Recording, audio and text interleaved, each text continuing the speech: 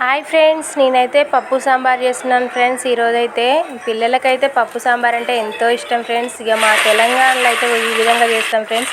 నేనైతే మా అమ్మ దగ్గర నేర్చుకున్నాను ఫ్రెండ్స్. నచ్చితే మీరు కూడా ట్రై చేయండి.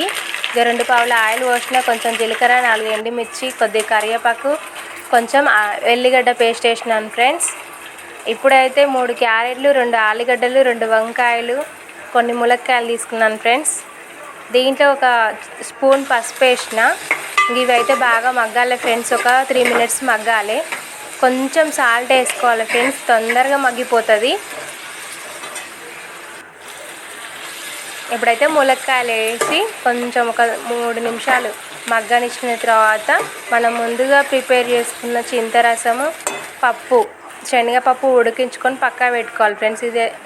ఇదైతే శనగపప్పు ఇప్పుడైతే రుబ్బుతున్నాను. ఇదైతే ప్రిపేర్ చేసుకొని పక్కకు పెట్టుకోవాలి.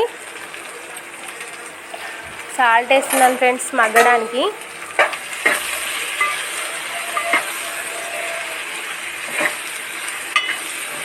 సాల్ట్ వేయడం వల్ల తొందరగా మగ్గిపోతుంది ఫ్రెండ్స్. మీరు కూడా ఇలా ట్రై చేసుకోండి.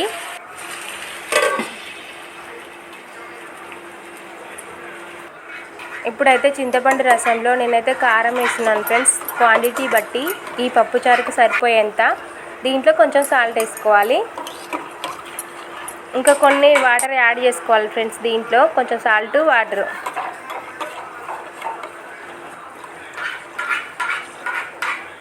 ఇప్పుడైతే ములక్కాడలు మగ్గిపోయినాయి ఫ్రెండ్స్. ఇప్పుడైతే చింతరసం పోసుకోవాలి, చింతపులుసు.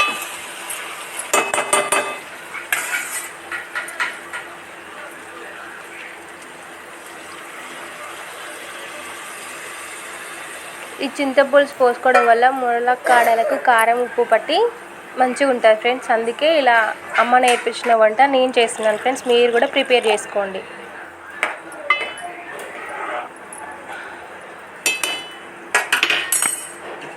ఇప్పుడైతే ఒక 3 మినిట్స్ మగ్గిన తర్వాత ఈ ముందుగా ప్రిపేర్ చేసుకున్న శనగపప్పు దీంట్లో పోయాలి ఫ్రెండ్స్. మళ్ళీ ఒక 3 మినిట్స్ ఉడికించుకోవాలి ఫ్రెండ్స్.